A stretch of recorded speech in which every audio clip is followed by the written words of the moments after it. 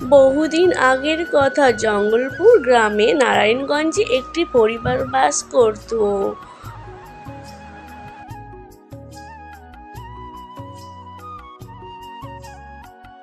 এত বেলা হয়ে গেছে তবুও আমাকে ডাকেনি। মা নাজিয়া, শুনে যাও, আজকে তোমার ননদ আসবে, তাই জন্য রান্না বান্না করো যাও।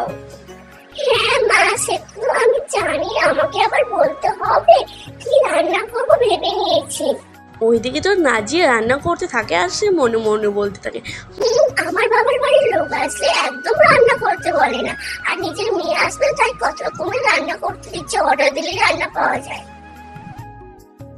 মা নাজিয়া, এইদিকে আসো, কি কি রান্না করলে আমাকে দেখাও। ও মা, তুমি সিঙ্গারা ভেজেছো? হ্যাঁ মা, আপনার মেয়ের জন্য ভালো কিছুই রান্না করেছি। যান, আপনার মেয়ে আসবে, বাইরে কি একটু দাঁড়ান। তারপর রকিয়া বাইরে এসে অপেক্ষা করতে থাকে তার একমাত্র মেয়ে তানজিনের জন্য। হ্যাঁ রে মা, এখন আসার সময় হলো, তোর জন্য তো বাইরে আমি অনেকক্ষণ ধরে অপেক্ষা করছি। আর তাছাড়া জামাইকে দেখতে পাচ্ছি না, জামাই কি আসেনি রে মা? আসসালামু আলাইকুম মাম্মা, তোমার জামাই আসেনি, চলো চলো একটু রেস্ট করা যাক, ভিতরে যাই।